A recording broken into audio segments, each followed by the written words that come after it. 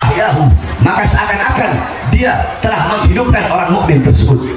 Contoh, saudara-saudara membuat tarikh, membuat sirah, membuat manakib, membuat sejarah hidupnya Syekh Abdul Qadir Jailani. Andaikan kalian mengarang, bikin, ketika kalian mengarang kitab yang berkaitan dengan manakib, kitab yang berkaitan dengan sejarah hidup orang soleh, contoh Syekh Abdul Qadir Jailani, faka'annama ahyahu, maka seakan-akan engkau menghidupkan orang soleh tersebut. Kalau engkau membuat sejarah hidup Syekh Abdul Qadir Jailani, maka seakan-akan engkau menghidupkan Syekh Abdul Qadir Jailani.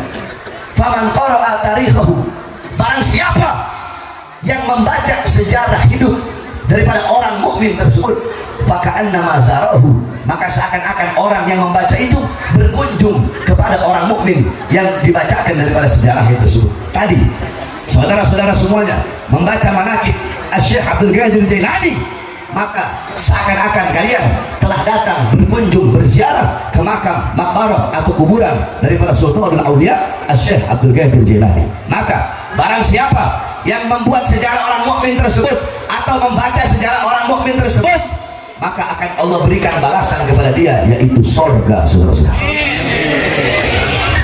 saudara-saudara, haul itu diambil, haul itu memiliki tiga makna. Haul memiliki tiga arti. Haul yang pertama itu artinya sekeliling, sekitar. Alladzi barakna haulahu, yang kami berkahi sekitarnya, yang kami berkahi sekelilingnya. Haul yang kedua artinya daya, kekuatan. Haula, tidak ada daya, tidak ada upaya, tidak ada kekuatan. Haul yang ketiga maknanya 1 tahun. Yang namanya setiap perputaran waktu 1 tahun itu namanya haul. Jadi setiap haul itu namanya haul. Nah, akan tetapi haul yang kita maksud di sini yaitu perayaan setiap 1 tahun dari wafatnya orang soleh, dari wafatnya seorang wali. Banyak acara-acara haul. Ada haul Syekh Abdul Qadir Jailani, ada haul Syekh Abdul Hasan Asyadili, ada haul Syekh Salman. Kemudian ada haul di Jakarta, ada haul Habib Husain bin Abu Bakar Idrus Suwarbatang, ada haul Habib Ali bin Abdurrahman Al-Habsyi Kuitang, ada haul Al-Habib Salim bin Ahmad bin Jindan, ada haul Al-Habib Ahmad bin Alwi Al-Haddad Habib Kuncup, ada haul Habib Hasan bin Muhammad Al-Haddad Mbah Priuk di Bogor, ada haul Keramat Empang Al-Habib Abdullah bin Muhsin Al-Abbas di Sukabumi, ada haul Al-Habib Syekh Al-Abbas. Kemudian di daerah Jawa Tengah ada haul Tegal, haul Haddad, ada haul Pekalongan, haul Al-Abbas. Di Jawa Timur ada haul Al-Habib Saleh bin Muhsin Al-Hamid Tanggul, ada haul Al-Habib Abu Bakar bin Muhammad As-Segaf Gresik, ada haul Al-Habib Ja'far bin Syekh As-Segaf Pasuruan, ada haul Al-Habib Abdullah bin Ali Al-Haddad Bangil.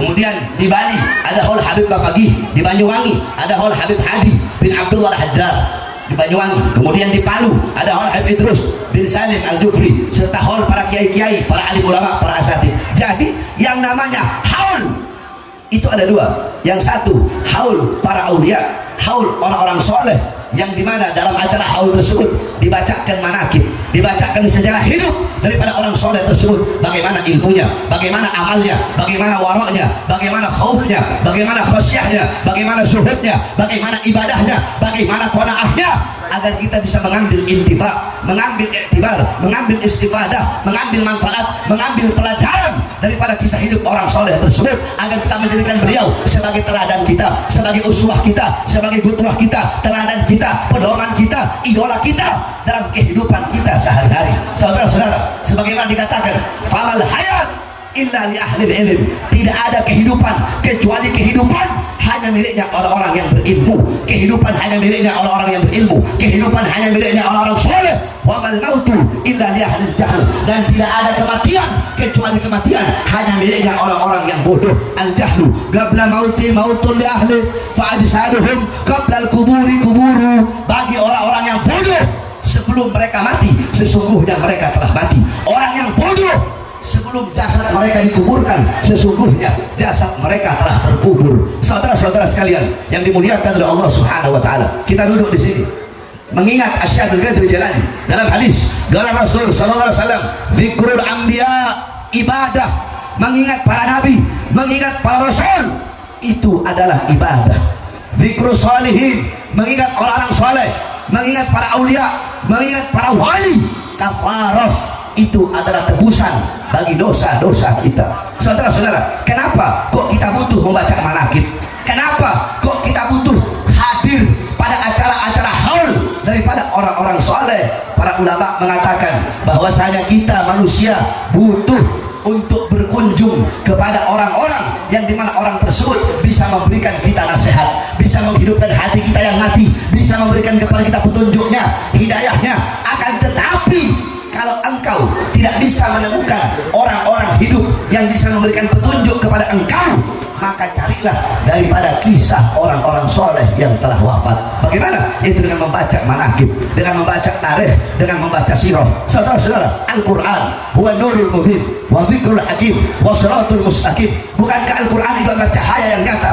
Al-Quran itu adalah sebutan yang bijaksana. Al-Quran jalan yang lurus. Al-Quran petunjuk bagi seluruh umat manusia.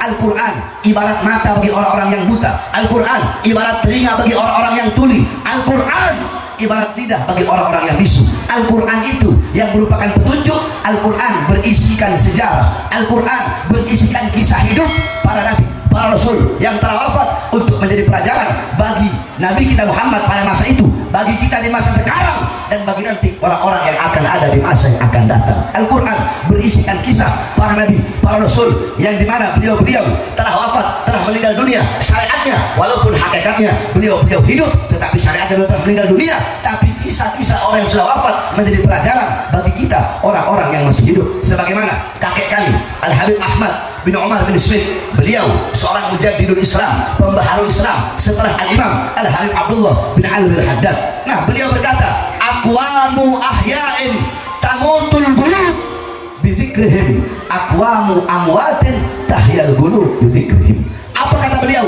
Berapa banyak orang-orang yang masih hidup, mereka masih hidup, tetapi mengenang mereka, mengingat mereka bisa mematikan kita punya hati, saudara-saudara. Sedangkan berapa banyak orang-orang yang sudah wafat minal ulama wal auliya wasyuhada wassalihin, mereka telah wafat, tetapi mereka dari kalangan para ulama, orang-orang soleh, para wali, mengingat mereka, mengenang mereka, justru bisa menghidupkan hati-hati yang mati, saudara-saudara. Itulah para ulama yang dimana mereka walaupun telah meninggal dunia, walaupun telah wafat, akan tetapi mereka akan hidup selama-lamanya. Mereka hidup. Famal hayat ila lihlil ilm. Tidak ada kehidupan kecuali kehidupan itu hanya miliknya orang berilmu, hanya miliknya orang soleh. Bukan berarti mereka enggak mati. Yakni para ulama mengatakan hayatuhum abada, kehidupan mereka abadi selama-lamanya. Bukan berarti mereka enggak mati, bukan berarti mereka enggak meninggal dunia. Mereka mati, mereka wafat, mereka meninggal dunia, jasad mereka hancur, tulang belulang mereka, jasad mereka, badan mereka terkubur, akan tetapi mengenang mereka akan abadi selama-lamanya. Contoh, ibunda Nabi Muhammad SAW. Kalau masih ada yang ngomong, saya pulang. Saya datang ke sini bukan untuk jadi tontonan. Saya datang kemari ngasih ilmu. Kalau masih ada yang ngomong, saya pulang. Saya ini bukan pelawak, saya bukan ustaz kayak suara lawak, bukan. Saya kasih ilmu kepada kalian, saya kasih manfaat kepada kalian. Saya butuh ilmu. Jangan ada ngomong, udah mau maghrib sebentar lagi. Dengarkan sedikit nasihat yang saya sampaikan. Ibunda Nabi Muhammad, Sayyidatuna Aminah binti Wahab, beliau meninggal di Abwa, Al-Abwa Al-Ghariyah baina Makkah wal Madinah. Abwa itu satu desa yang berada di antara Makkah dan Madinah. Sebelum beliau wafat, beliau bersyair. Ketika itu Rasulullah berumur 6 tahun. Apa syair ibunda Nabi Muhammad? Beliau berkata, kullu hayyin mayyit wa kullu jadidin bal wa kullu kibarin yafna ala mayyitatun fadhikri bak. Apa kata ibunda Nabi Muhammad? Beliau berkata, kullu hayyin mayyit, segala sesuatu yang hidup pasti akan mati. Sebagaimana dalam Al-Quran Allah berfirman, kullu nafsin dha'iqatul maut, segala yang bernyawa, segala yang berjiwa pasti akan merasakan yang namanya kematian.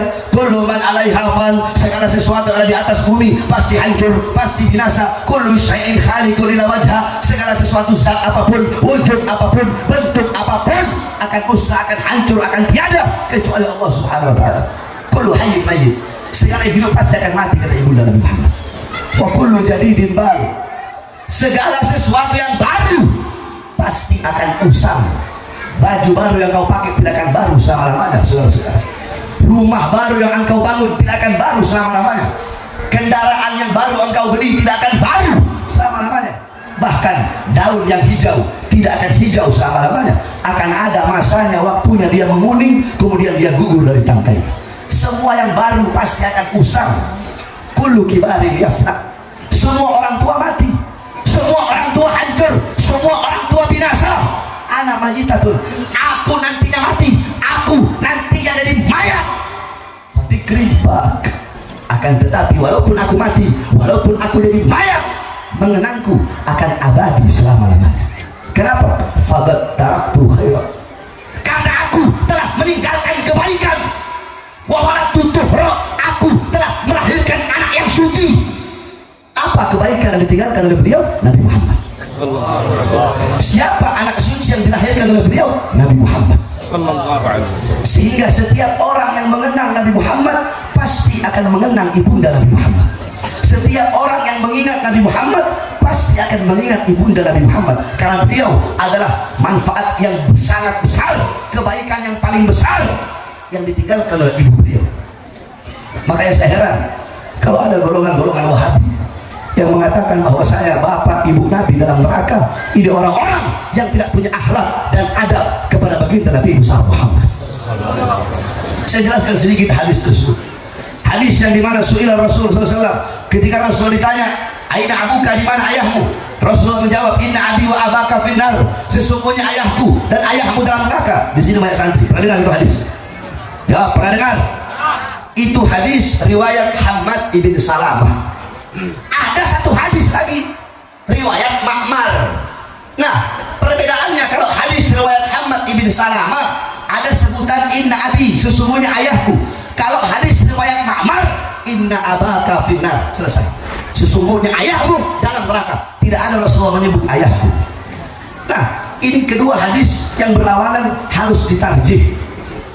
Dalam ilmu tarjih wa ta'dil harus dicari tahu mana yang paling kuat, mana yang paling rajih dari kedua hadis tersebut. Ternyata setelah kami tarjih, yang lebih kuat adalah riwayat Ma'mar yang tidak mengatakan sesungguhnya ayahku di neraka. Kenapa? Karena yakni Hammad ibn Salamah sa'ahifduh, Hammad ibn Salamah itu apalannya buruk, saudara-saudara. Sehingga kalau ditarjih hadis riwayat Hammad dan hadis riwayat Ma'mar, lebih kuat hadis riwayat Ma'mar. Saudara-saudara, jalankan ayah atau ibu Nabi Muhammad. Dalam riwayat Malik ibn Sinan, ketika perang Uhud, betis Rasulullah terkena anak panah.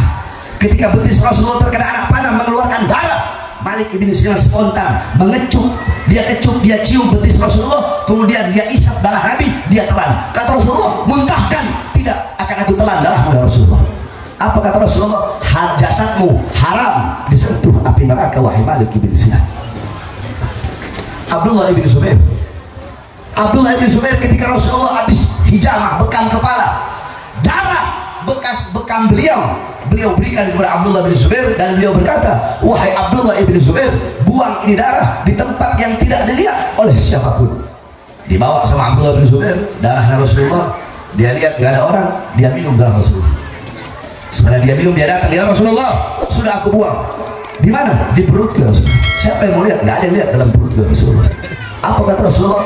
Sesungguhnya api neraka haram menyentuh jasadmu, wahai Abdullah bin Zubair. Saudara-saudara, Malik ibn Sinan, Abdullah ibn Zubair, haram jasadnya disentuh api neraka karena meminum darah Nabi Muhammad, bercampur tubuhnya dengan darah Nabi. Maka bagaimana bapak ibu Nabi bisa masuk neraka, sedangkan Nabi Muhammad adalah darah daging dari ayahnya dan ibunya, saudara-saudara. Nah, itu ibu Nabi Muhammad bersyair, yakni walaupun ibunda beliau wafat, akan tetapi beliau akan hidup selama-lamanya, dikenang selama-lamanya. Kenapa? Karena beliau meninggalkan Nabi Muhammad Sallallahu Alaihi Wasallam. Begitupun para ulama, begitupun orang-orang soleh, begitupun para aulia.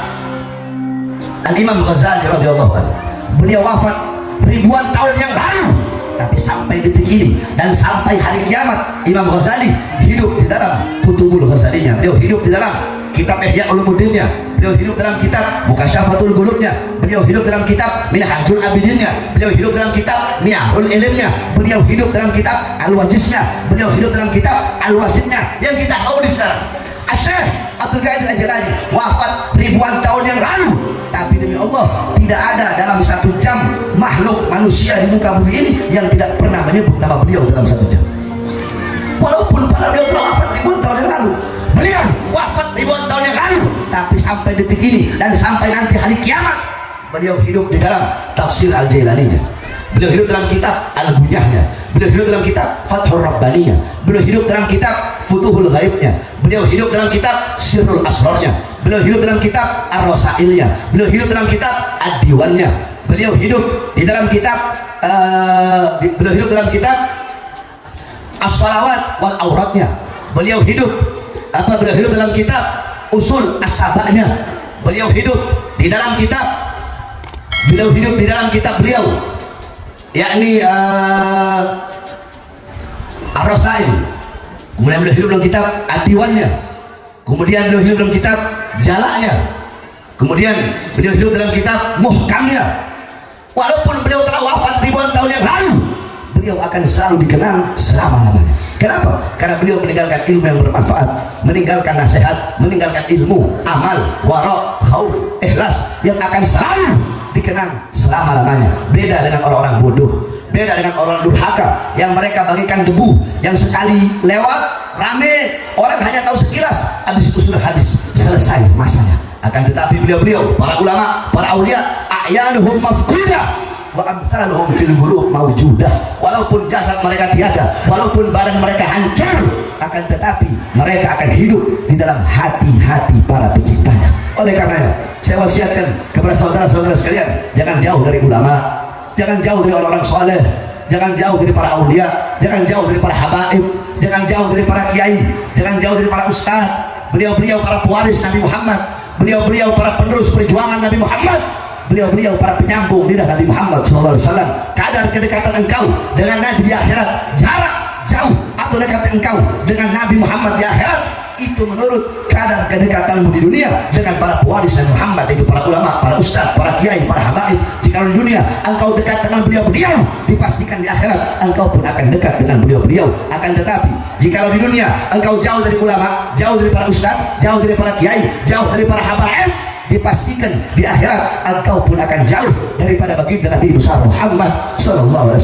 Berpegang teguhlah engkau dan kepada orang-orang soleh, ikuti beliau-beliau. Fasa' fima sya'u washrab ma'al gum mahum ala yahbuk rabbak mithla ma qad habahum. Ikuti beliau-beliau, minum dari cawan-cawan beliau, ikuti beliau-beliau, jadikan beliau sebagai teladanmu, ikuti mereka shibran bi shibrin wa dhira'an bi dhira'in, sejengkal demi sejengkal, selangkah demi selangkah kita ikuti jejak hidup beliau. Kita tidak bisa sepenuhnya mengikuti beliau, tidak akan pernah bisa, saudara-saudara. Bisa engkau mengikuti yakni tajul aimatul arifin, Syekhus Syuyuhus Syariah, Qutbatul Muhaqqiqin, Al-Imam Faqihul Muqaddam Muhammad bin Ali Ba'alawi, yang dimana beliau pernah mengkhatamkan Al-Quran dalam 1 rakaat salatnya. Al-Imam Faqih Muqaddam Muhammad bin Ali Ba'alawi, datuknya As-Segaf, kakeknya As-Segaf, Al-Idrus, Al-Habsyi, Al-Attas bin Syahab, beliau lam yanam 33 sanatan la laylan wala naharan, 33 tahun beliau tidak tidur, tidak siang hari, tidak juga malam hari. Ditanya, ya Imam, kenapa engkau selama 33 tahun tidak tidur? Apa jawab beliau? Bagaimana mungkin aku bisa tidur melihat ke kanan surga, melihat ke kiri neraka, melihat ke atas arasnya Allah Subhanahu wa ta'ala? Bisa engkau mengikuti Al-Imam Al-Habib Abdullah bin Alwi Al-Haddad Sahibur Ratib, umur 3 tahun kena penyakit cacar yang menyebabkan kedua mata beliau buta, tetapi umur 6 tahun beliau hafal Al-Quran, umur 9 tahun beliau hafal Kutubus Sittah, Bukhari, Muslim, Sunan Abi Daud, Tirmidzi, Ibnu Majah, An-Nasai. Umur 11 tahun beliau hafal seluruh kitab-kitab karangan Al-Imam Al-Ghazali. Bisa engkau mengikuti Al-Imam Al-Habib Abu Bakar bin Abdullah Al-Attas, 1 kali duduk baca Yasin 90.000 kali. Kita baca Yasin ada butuhnya baru baca Yasin, ada yang banyak 40 kali. Habis itu udah nanti 2 tahun 3 tahun lagi baru ada hajat baru baca Yasin. Bisa engkau mengikuti Al-Habib Abdullah bin Abu Bakar Al-Idrus di usia 6 tahun berpuasa selama 2 tahun berturut-turut dan cuma berbuka dengan 2 butir kurma. Berarti 1 tahun cuma 1 butir kurma beliau buka puasa. Makanya saya nggak heran kalau ada orang-orang sekarang, ustaz-ustaz sekarang, kiai-kiai sekarang yang puasa muti lah, puasa inilah, puasa ini. Saya nggak heran. Habib Abdullah umur 6 tahun kok puasa selama 2 tahun berturut-turut, buka puasanya 1 tahun cuma 1 butir kurma. Di umur 10 tahun naik puasanya selama 4 tahun berturut-turut dan cuma berbuka dengan 4 butir kurma. Kakek kami Habib Umar bin Zain bin Smith selama 17 tahun tidak pernah menyandarkan punggungnya di suatu benda apapun, saudara.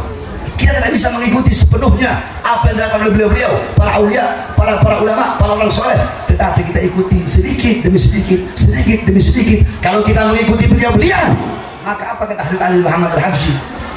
Maka Allah akan memberikan kepada kita apa-apa yang Allah berikan kepada beliau-beliau. Kalau beliau-beliau Allah kasih rahmat, kita pun Allah kasih rahmat. Beliau-beliau Allah kasih petunjuk, kita pun akan Allah kasih petunjuk. Makanya sekali lagi, jangan jauh dari ulama, apalagi para habaib. Jangan jauh dari para habaib. Ada orang mengaku ahlus sunnah wal jamaah, mazhab syafi'i, akidah asy'ari, maturidi, tapi benci kepada habaib. Pendusta itu orang, saudara. Banyak saya perhatikan orang sekarang ngaku NU, saya NU. NU benci habaib, bukan NU itu, saudara-saudara. Betul?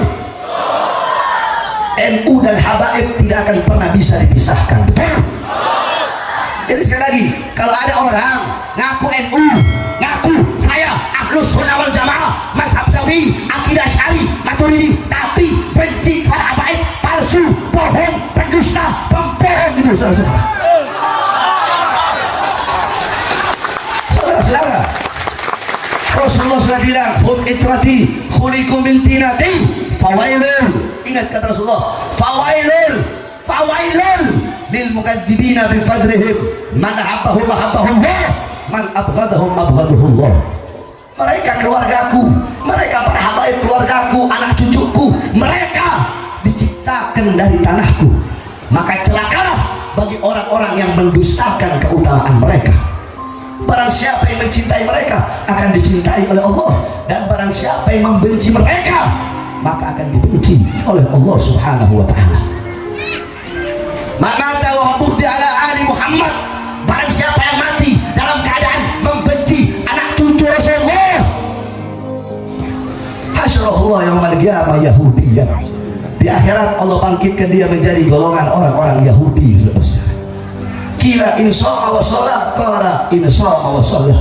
Ada yang bertanya, ya Rasulullah, walaupun dia sholat, walaupun dia puasa, kata Rasulullah, insya wa sholat, walaupun dia sholat, walaupun dia puasa, mati dalam keadaan membenci anak cucu Rasulullah, di akhirat Allah bangkitkan dia menjadi orang-orang Yahudi. Jangan jauh dari para habaib. Rasulullah bilang, an-nujum amanu li ahli sama, wa ahli baiti amanu li ahli al-arab. Bintang-bintang adalah pengaman bagi penduduk bumi, penduduk langit. Bintang-bintang adalah keamanan bagi para penduduk langit. Sedangkan keluargaku, anak cucuku, mereka adalah pengaman, keamanan bagi para penduduk-penduduk bumi. Cintai beliau-beliau, saudara-saudara, para habaib, para kiai, para ulama, orang soleh. Rasulullah bilang, kun aliman, jadilah engkau semua orang alim, jadilah engkau orang yang berilmu. Habib, saya nggak bisa jadi ulama. Habib, saya nggak bisa jadi orang berilmu. Nggak bisa jadi orang berilmu. Kun muta'aliman, jadilah santri, jadilah penuntut ilmu, masuk pondok-pondok pesantren, masuk madrasah-madrasah diniyah. Habib, saya nggak bisa jadi santri, saya nggak bisa jadi penuntut ilmu, nggak bisa jadi santri. Kun mustami'an, jadilah pendengar ilmu, duduk di majelis-majelis seperti ini, dengarkan ilmu para ulama, nasihat para ulama, hikmah-hikmah para ulama, para ustaz, para kiai. Habib, saya nggak punya waktu, nggak bisa juga. Pilihan terakhir, kun muhibban, jadilah pecinta, pecinta para ulama, pecinta orang-orang soleh, pecinta para habaib, pecinta para kiai, pecinta para ustaz, pecinta orang-orang berilmu, pecinta ilmu. Itu pilihan terakhir, saudara-saudara. Wala takun khamisan, jangan engkau jadi golongan yang kelima. Siapa golongan yang kelima? Ulama bukan, ustaz bukan, kiai bukan, santri bukan, pendengar ilmu ilmu bukan, pecinta ulama bukan, pecinta ilmu bukan, bangsat iya, goblok iya, bodoh iya, biadab iya, ahli maksiat iya, malah jadi pembenci ulama, pembenci ustadz, pembenci kiai, pembenci habaib, pembenci ilmu. Ini adalah al-anun nas, manusia yang paling laknat, manusia yang paling bejat, manusia yang paling biadab. Al-khinzir wal kalab asyrafu minhu wa akramu minhu wa abyadu minhu. Anjing, babi lebih mulia daripada dia, lebih utama daripada dia, dan lebih putih daripada dia. Al-khinzir wal kalab awwaluhu turab wa akhiruhu turab. Anjing, babi awalnya tanah, kembali kepada tanah. Sedangkan orang yang membenci ulama, membenci para kiai, membenci para habaib, awwaluhu turab wa akhiruhu hisab wan nar wal azab. Kalau anjing, kalau babi, awalnya tanah, kembali kepada tanah. Apakah nanti Allah tanya, anjing, babi, sudahkah kamu menuntut ilmu? Allah gitu lah. Anjing, babi, kenapa kamu benci ulama? Kenapa kamu gak sholat? Kenapa kamu melacur? Kenapa kamu berzina? Kenapa kamu mabuk? Allah tidak tanya begitu kepada anjing. Allah tidak tanya begitu kepada para babi. Akan tetapi kepada orang yang membenci ulama, mereka akan diberi pertanyaan satu persatu, dihisab. Mereka akan Allah bangkitkan, kemudian di padang mahsyar, yaumul mizan, yaumul hisab, sehingga Allah azab, Allah masukkan ke dalam nerakanya. Oleh karenanya jangan jauh dari ulama, jangan jauh dari orang-orang soleh. Khususnya di sini banyak para santri-santri, khususnya santri-santri salafi. Kenapa saya membahas santri-santri salaf? Karena saya dulu adalah santri salaf. Saya mondok selama 18 tahun, saudara-saudara. Nah, kalian para santri-santri salafi, kalian para santri-santri salaf, kalian adalah benteng daripada ahlus sunnah wal jamaah. Santri-santri salaf, benteng ahlus sunnah wal jamaah, benteng aswaja, benteng syafi'i, benteng akidah asy'ari maturidi. Santri-santri salaf, benteng NKRI, benteng merah putih. Para santri-santri salaf adalah benteng bangsa, benteng negara, benteng bagi rakyat Indonesia. Maka hendaklah kalian para santri-santri salaf menjadi santri-santri yang bermental baja. Kalau ada orang ngaku santri salaf tapi mentalnya mental tempe, atau mentalnya mental kerupuk, tahu mental kerupuk, kena air melempem dia, itu santri salaf bohong, santri salaf dusta, itu tidak pantas jadi santri salaf. Namanya santri salaf, mentalnya harus mental baja, betul? Mentalnya harus mental baja. Jadi santri itu harus berani, jangan penakut, jangan cemen. Lihat dulu saudara-saudara, dulu belum ada tentara, belum ada polisi, belum ada presiden, belum ada kantor-kantor gubernur, istana, belum ada Indonesia, belum ada merah putih. Yang ada pondok-pondok pesantren, masjid-masjid, surau-surau, musola-musola, para ustaz, para kiai, para santri-santri salaf. Waktu itu belum ada presiden, tentara, polisi, belum ada. Yang ada para santri-santri. Santri-santri zaman dulu, siang mereka pegang pulpen, siang mereka ngafalin alfiyah, mereka apa, malam mereka pegang alfiyah, mereka pegang subah, mereka hifdzul mutun, mereka murojaah, mereka mutolaah. Malam mereka pegang pulpen. Santri-santri zaman dulu malam pegang pulpen, malam berlinangan air mata, siang mereka pegang pedang berlinangan darah untuk memerdekakan bangsa dan negara Indonesia. Oleh karena bangsa negara Indonesia memiliki utang yang besar kepada para santri. Betul? Makanya saya sampaikan kalian para pejabat, kalian para pemerintah, jangan pernah macam-macam dengan kami para santri, khususnya para santri-santri salafi.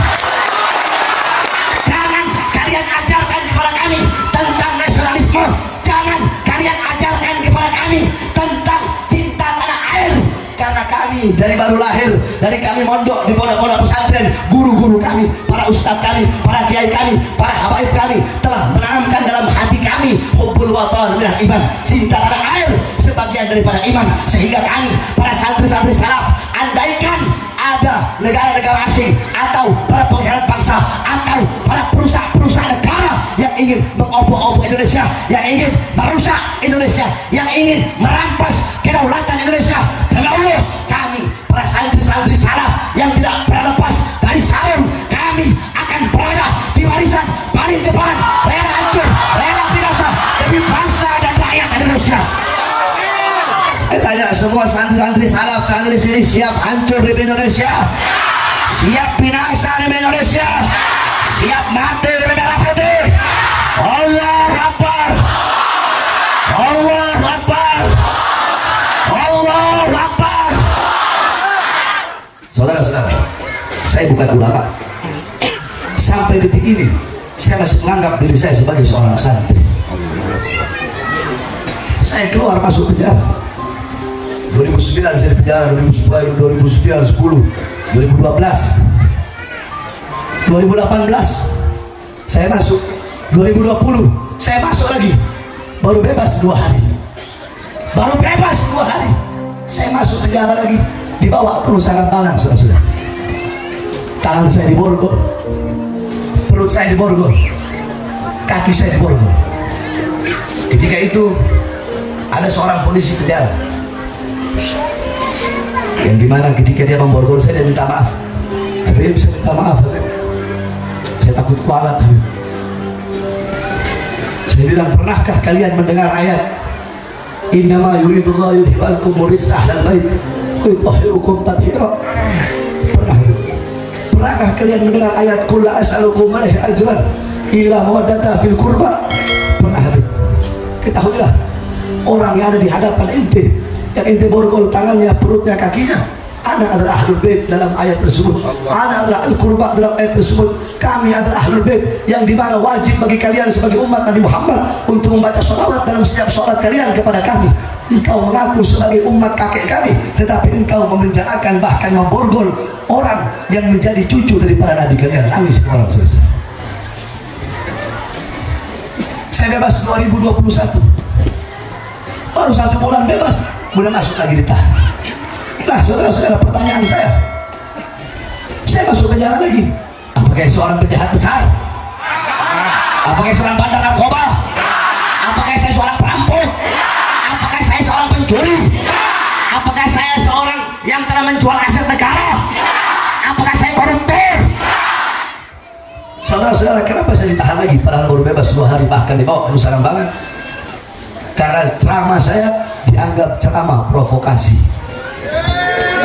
Ceramah saya dianggap ceramah provokasi. Ceramah saya dianggap meresahkan masyarakat. Pertanyaannya, seperti apa ceramah saya itu?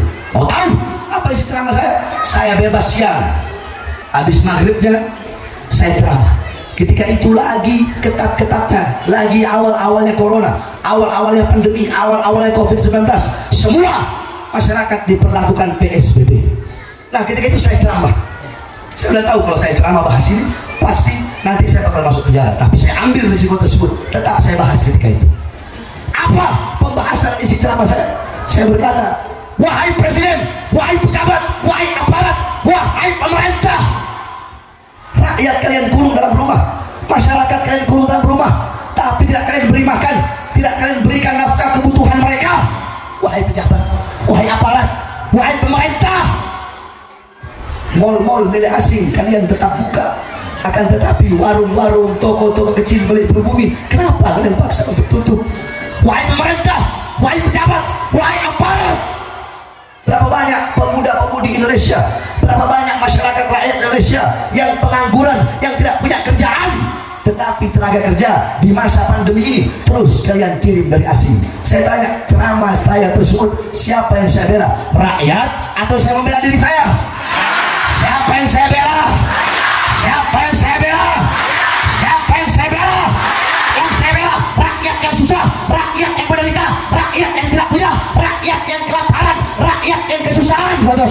Saudara-saudara, saya bersumpah demi Allah, untuk bangsa, untuk negara, untuk rakyat, jangankan hanya di penjara, jangankan diborgol tangan, perut atau kaki saya, demi bangsa, demi rakyat Indonesia, nyawa saya, jiwa saya, darah saya murah harganya tertumpah, saudara-saudara.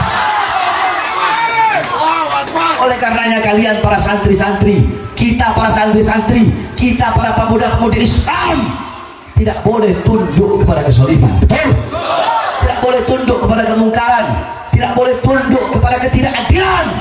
Lawan kezaliman dari manapun datangnya, lawan kemungkaran dari manapun datangnya, lawan ketidakadilan dari manapun datangnya, lawan para pengkhianat bangsa, lawan para koruptor yang menyengsarakan rakyat, lawan para pejabat-pejabat yang mengkhianati rakyat, yang memakan harta rakyat, yang memakan uang rakyat, yang memeras keringat dan darah rakyat demi kepentingan perutnya, kepentingan dunianya, dan kepentingan partai dan politiknya. Jangan pernah tunduk kepada kezaliman, jangan pernah tunduk kepada ketidakadilan. tanamkan dalam hati kalian kecintaan kepada bangsa, kecintaan kepada negara, dan kecintaan kepada rakyat Indonesia. Pastinya kalian dihina, pastinya kalian dicaci, pastinya kalian dimaki, pastinya kalian dimusuhi, pastinya kalian diasingkan. Kiai ngundang saya, nggak mungkin lurus-lurus saja, pasti ada yang nggak suka, pasti ada yang menghina, pasti ada yang ngecaci, pasti ada yang ngemaki. Ngapain ngundang Habib Bahar bin Smith, ngapain ngundang Bahar bin Smith, ngapain begini-begini. Akan tetapi mereka yang menghinamu, mencacimu, memakimu, memusuhimu, meremehkanmu, menyepelekanmu, jangan engkau jadikan mereka sebagai air yang memadamkan semangat kalian, tetapi jadikan mereka sebagai bara api yang menambah semangat kalian berjuang untuk Islam, untuk bangsa, dan untuk negara kesatuan Republik Indonesia. Saya tanya sekali lagi, para santri-santri yang ada di sini semuanya siap berjuang untuk Islam? Siap sampaikan kebenaran? Siap tegakkan keadilan? Siap lawan kezaliman? Siap lawan koruptor? Siap lawan pengkhianat bangsa? Siap bela Indonesia? Allahu Akbar! Indonesia merdeka! Merdeka! Merdeka! Allahu Akbar! Sebelum saya tutup, saya mau tanya sama ibu-ibu.